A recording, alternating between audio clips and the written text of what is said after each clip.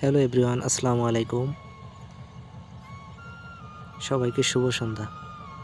নদীর তীরে বসে আছি আর ভিউটা আমার কাছে অনেক ভালো লাগতেছে, তাই ভিডিওটা করা। তো আপনাদের কাছে কেমন লাগছে সবাই কমেন্ট করবেন প্লিজ।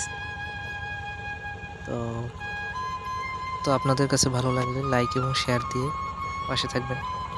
ধন্যবাদ সবাইকে।